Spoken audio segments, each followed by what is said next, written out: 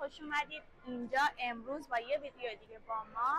اینجا که میبینین تم کریسمسه، ولی ما واسه کریسمس اینجا نیستیم. ما اومدیم اینجا که یه خرید یلدایی داشته باشیم. امشب شب یلداست. یلداتون هم مبارک باشه پیش.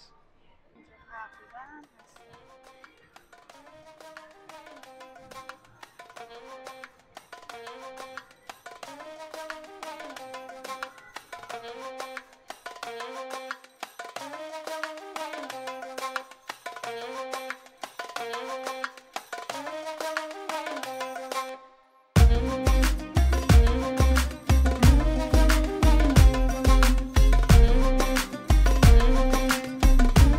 شراب از استرالیا اومده. این لازم بهش کانگورو داره.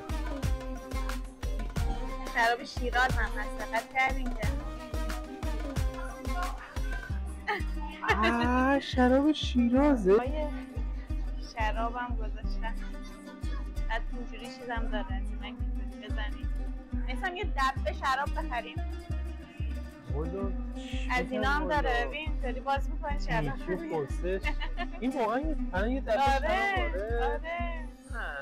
ولی 790,000 تا چه پرته بابا. تو این که ننداختن شراب رو خالی کردن تو این از این به عنوان شراب فقط شراب شیراز. الان ادعام هم شده بچه، واقعا ادعایی ندارم. واقعا خیلی شناس نیستم. شامپاین هم میتونی بخریم. نه شراب واسه یلدا شراب میخرن. شامپاین چیه؟ چی واسه یلدا شراب میخره؟ قرمز دیگه. خیلی این رسم وارد مملکتمون کردن.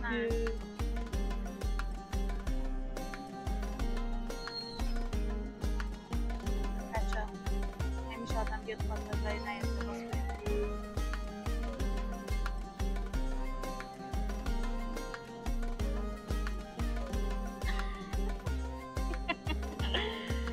خیلی رندوم شده دوزینا. آره همینجوری یه دارم که میگیری میوه خشکه.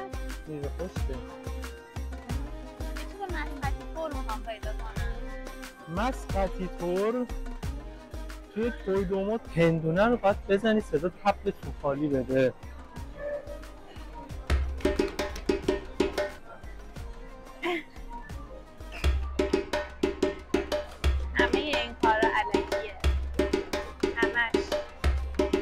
ساو انار.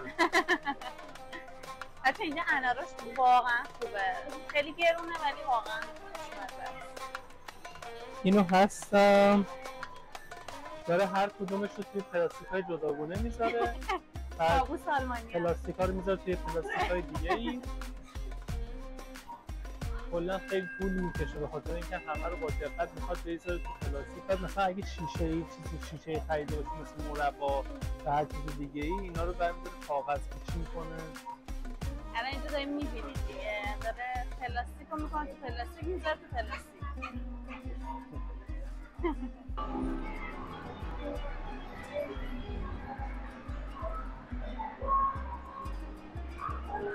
از این اتاقای عکاسی، از این اتاقا که اینطوری میری یا عالمه عکسای اینجوری میگیری.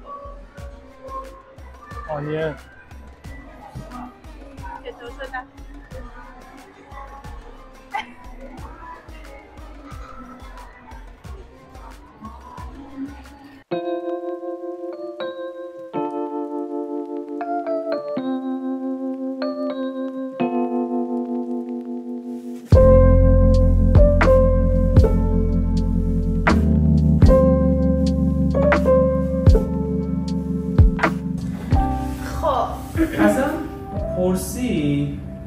گبی ازم پرسید که شب یلدا چیه دقیقا، چیه جشن میگیری؟ تو اگه بودی چی جواب میدادی؟ خب از اونجایی که من قبل از که ویدیوشو بخوایم بگیریم تحقیقات لازم رو کرده بودم راجع به شب یلدا، یه جواب آماده کاملا داشتم واسش. خب بگو. ببین یه سنت خیلی قدیمیه دیگه و برای چی جشن میگیرن؟ میگن که از فردای امروز در واقع خورشید رو بیشتر داریم، یعنی خورد تایم داشتن روز بیشتر تایم داشتن خورشید تایم روز بیشتر میشه و یه جورایی انگار میگفتن که یه افسانه‌ای بوده که تاریکی میاد با خورشید میجنگه و اون موقع خورشید رو به اسم میترا یا مهر میشناختن. بله، هم مهر بهش میگفتن، هم میترا، هم خورشید.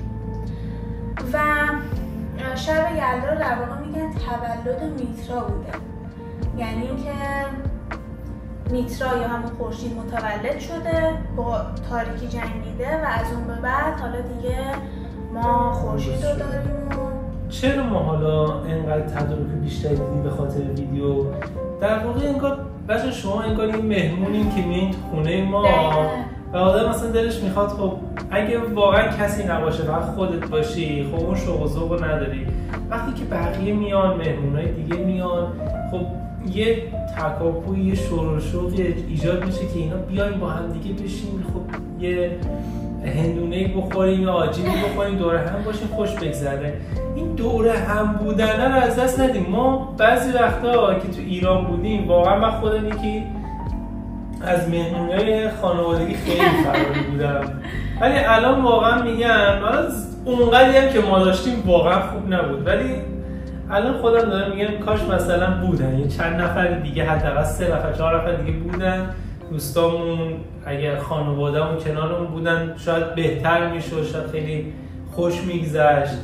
ولی خب همین که شما هستیم به صورت مجازی وارد خونه ما مهمون ما میشیم، همین هم باز خوبه. واقعا خوش اومدین. سفره یلده با چه آیتمای سر سفرهش باشه؟ واقعا اطلاعات من در این مورد کمه، ولی خب دیگه همه چی خانواده‌ها انجام میدن. آره، همون چیزی که خانواده‌مون همیشه میذاشتن. میگم شاید مثلا یه چیزی رو من یادم رفته باشه، یه کم گذاشته باشم. انار، هندونه است، آجیله و اون مسقطی طورا که ما نداشتیم دیگه. من آره راحت الحلقوم. دقیقاً راحت الحلقوم. آره بخشی از آجیل شب یلدا همون راحت الحلقومای لالوهاشه. بله. اصلا ایرانی‌ها خیلی سفره دارن. عید میشه سفره پهن میکنن، یلدا میشه سفره پهن میکنن. چیرز. سلامتی شما. چطوره؟ خیلی خوشحال باشی. یعنی شرایط درستیه. شیرین نیست خودش؟ نه شیرین نیست. این هم هدیه هانیه خانم. دیدی پاستی. همه رو باز کنیم تستم بکنی؟ نه پاستی. بلی.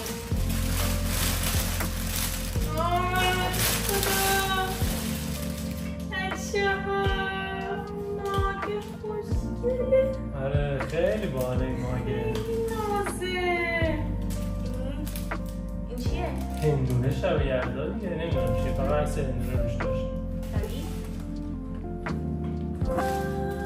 بابا نوئل داره. خیلی خوشگله خدایی. زندم هست دیگه. ماچ داره. سلامت و سالمه. همه کاکتوسا رو داره. نیست. آره یه مجموعه از کاکتوس هست. بچه ها این جامه دادی رو آخه نگاه کنید چقدر خره. این که شکلاته. ولی واقعا خیلی گوگل یعنی ویتنامیا. بنده خدا انگار طرف داره برای خواهر و مادر خودش کادو میپیچه، اینقدر با دقت اینا رو درست کرد. اینم کوکی فرانسوی. این نمیدونم که این کلیسیه اینم بدیم دیگه برداشتن که جلد دیگه دیگه نداره. دست شما درد نکنه. چرا زحمت کشیدی؟ پس چرا کم کشیدی؟ نه زیاد، خیلی زیاد بود دیگه، این بیشتر نمیشه. دست درد نکنه. مرسی که تا اینجای ویدیو همراه ما بودین. شما مثل یه خانواده دعوت شدید تو خونه ما و ما این شب رو با شما جشن گرفتیم. براتون بهترینا رو آرزو میکنم کنار خانواده‌تون. موقع با خودتون باشین. سابسکرایب هم یادتون نره. خدا نگهدار.